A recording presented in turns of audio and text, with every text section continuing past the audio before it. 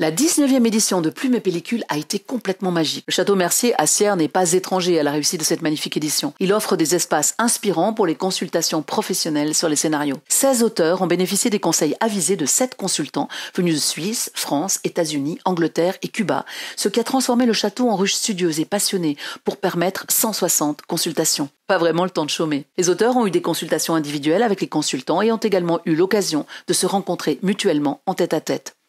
Cette année, un atelier dans l'atelier, dirigé par Emmanuel Sardou, a permis aux auteurs d'entrer de manière plus viscérale dans la psyché de leurs personnages et de découvrir parfois qu'ils ne les connaissaient pas si bien que ça. La présence de Christopher Hampton comme consultant est toujours un cadeau pour les auteurs qui sont moins impressionnés par ses 2 Oscars que par sa vision douce, discrète et percutante de leurs histoires.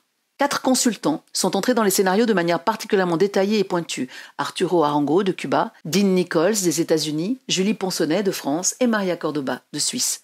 Choisis pour leurs compétences complémentaires, ils ont eu à cœur de guider les auteurs avec bienveillance et exigence. Toute l'équipe de Dreamago est vraiment très reconnaissante pour leur générosité et leur efficacité. Ce sont eux qui donnent à l'atelier toute sa valeur.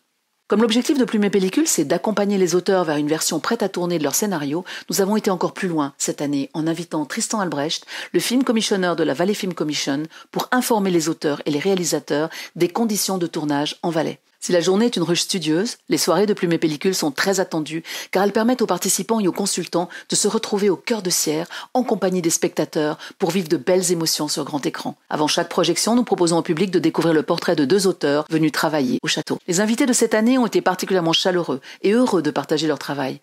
Pour la soirée d'inauguration, tous les consultants se sont présentés et le film d'ouverture du festival, Maria Rêve, a permis à son réalisateur, Ivo Müller, de revenir sur son expérience en tant qu'auteur à Plume et Pellicule.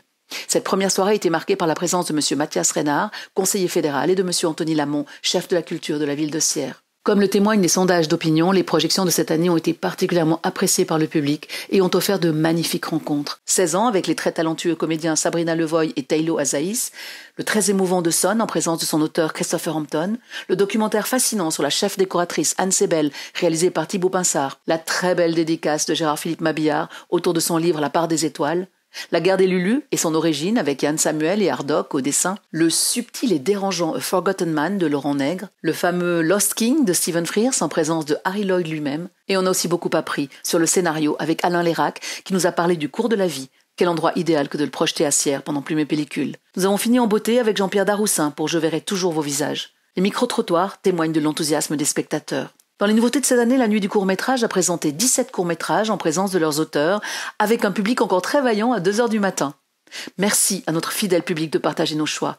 Merci à vous, nos partenaires, nos soutiens logistiques. Merci aux cinéphiles de Dreamago d'être à nos côtés avec constance et générosité. Et vivement le mois de mai 2024 pour fêter ensemble les 20 ans de Plume et Pellicule.